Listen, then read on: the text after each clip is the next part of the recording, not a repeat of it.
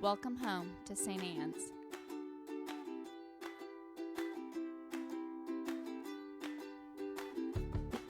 We want you to know that you're welcome to join us at 10 a.m. on Sundays. Please be sure to hit subscribe to receive our sermons. We can't wait to meet you.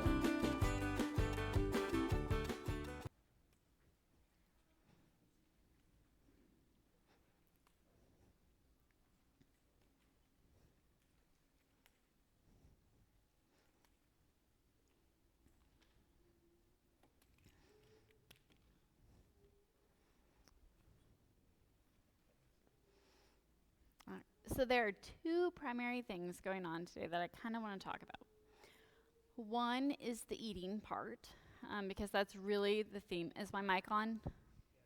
Okay. All right. Sorry, sometimes I talk low, but the mic talks, it gets weird real fast. Okay, so there are two things that I think are really, really important. And one is eating. Who agrees that eating is really, really important? That I know, I tell you to wear a name tag, but I'm like, yeah, but there will be snacks.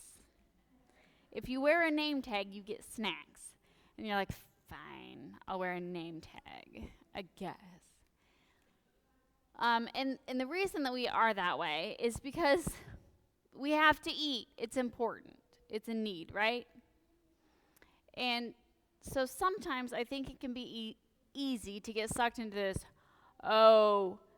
being driven by physical needs is bad, right? So we're supposed to abstain from any sort of physical needs because that's what makes us holy. Like we're supposed to be ascetic or something. And that's not really the case. So there are two things I want to talk about. One, that, and then because the disciples are confused. I mean, that's par for the course for the disciples. It's kind of comforting, I think.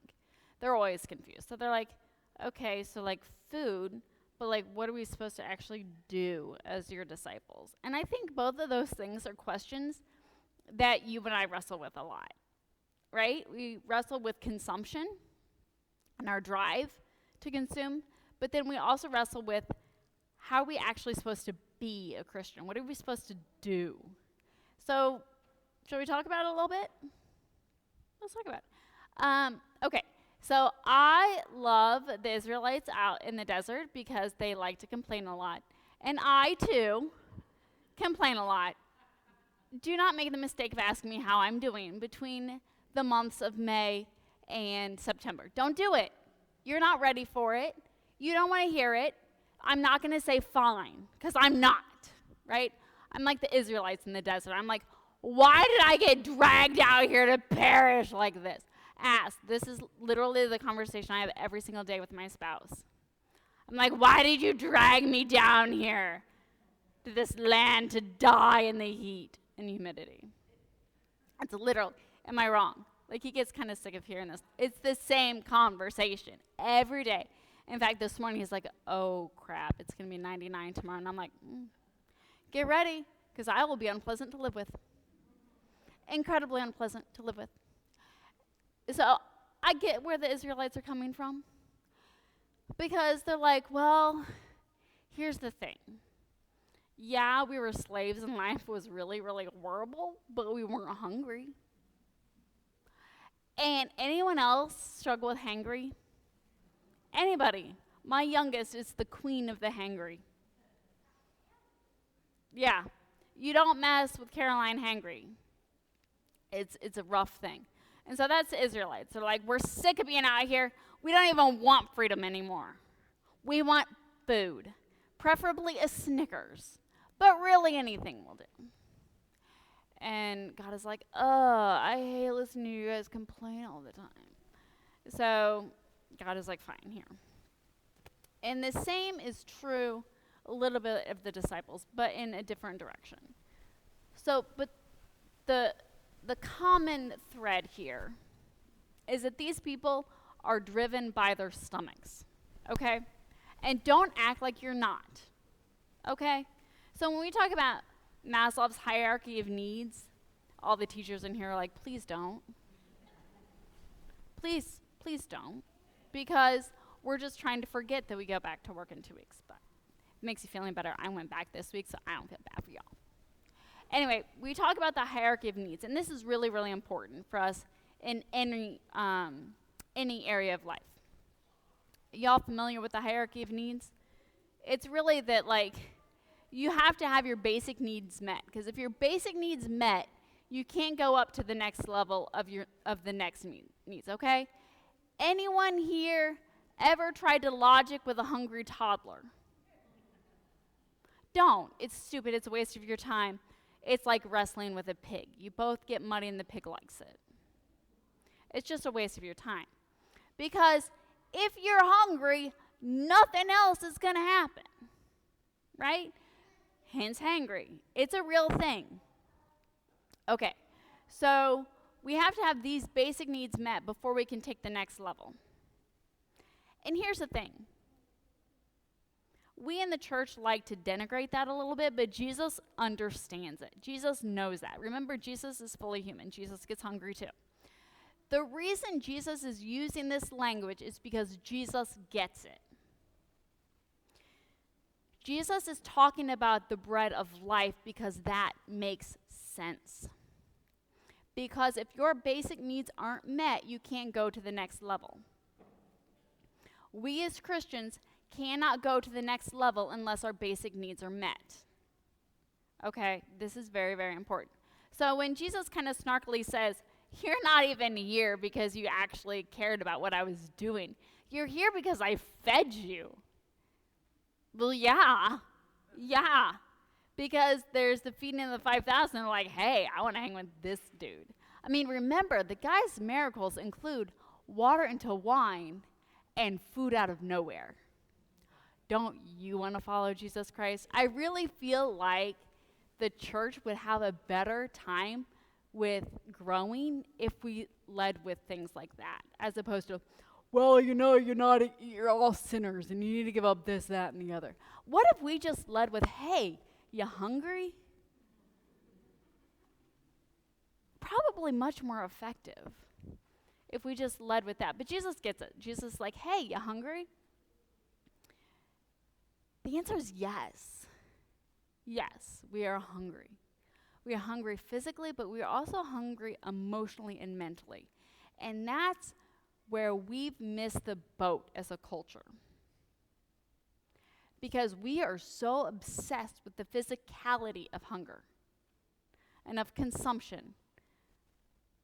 We middle-class white folk, we love to consume things.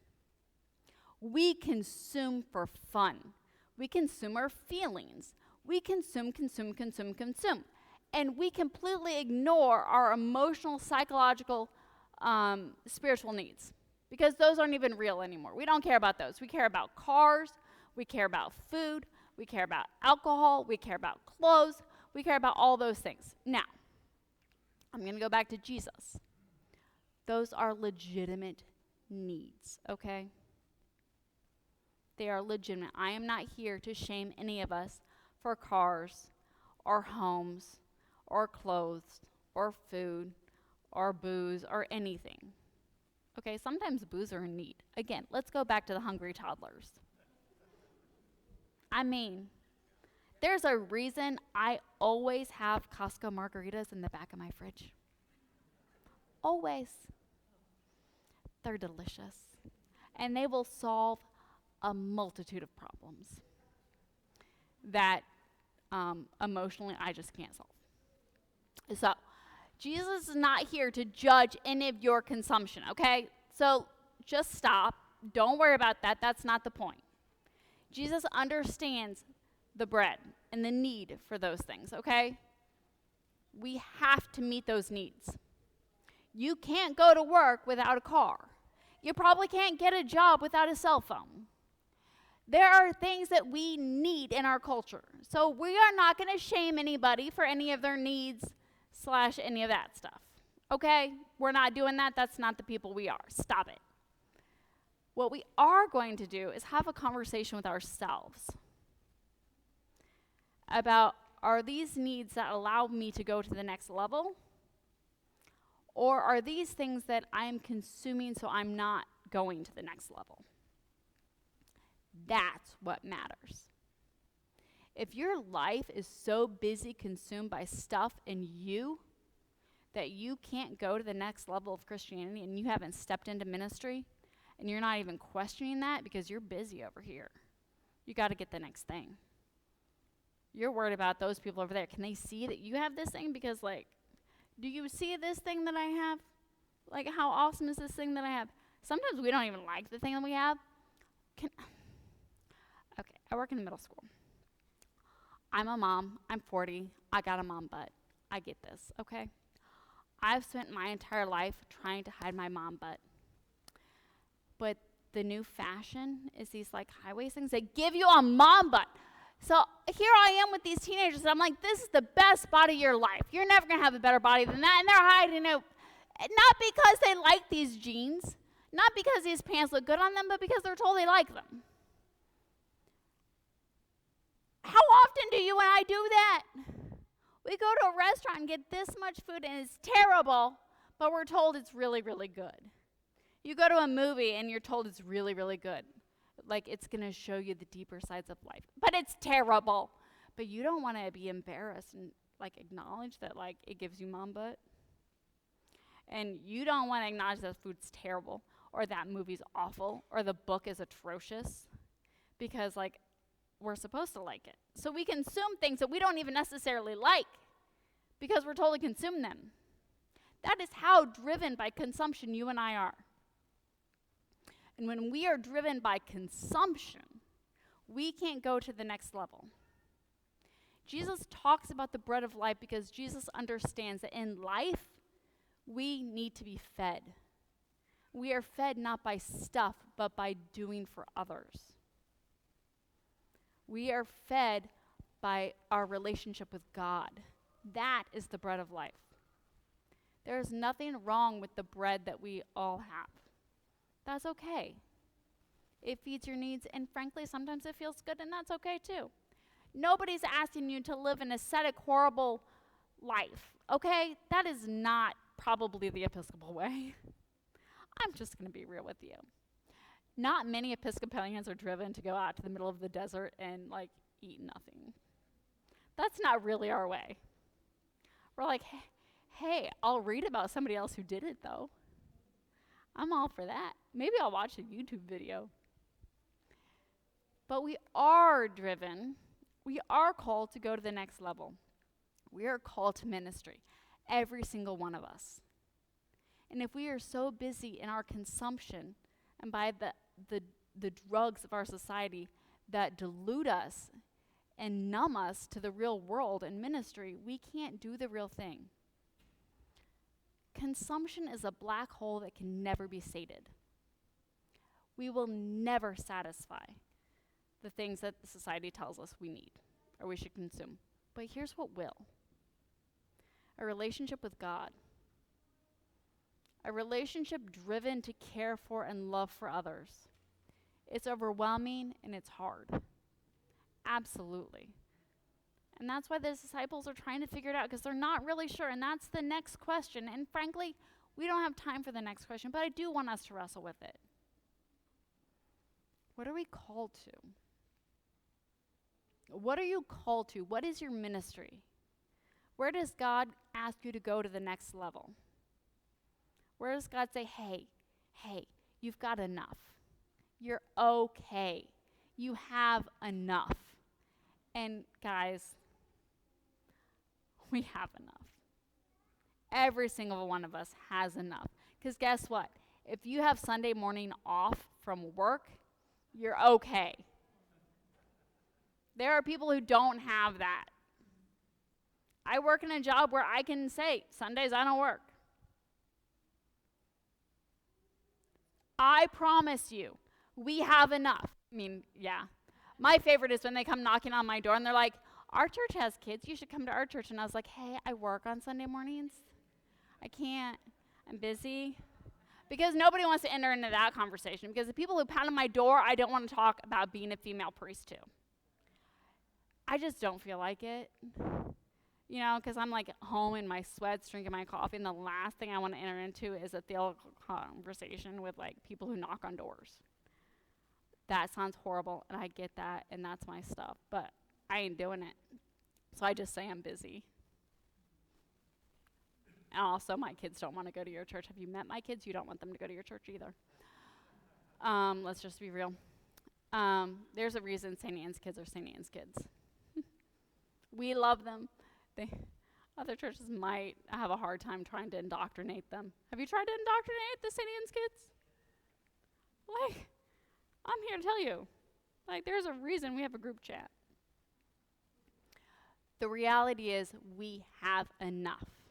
The next question that we have to answer is, how do we take to the next level? And what is the next level? It's different for every single one of us. It is so incredibly different. And we can't do that until we discern that for ourselves. I don't have that answer, but I will tell you, it is absolutely necessary that we wrestle with it. And I can tell you, it absolutely will not be you staring at your own belly button.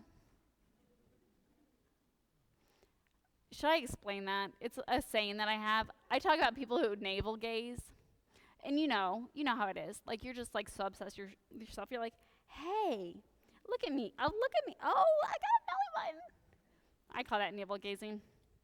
Don't do it. God ain't in your belly button.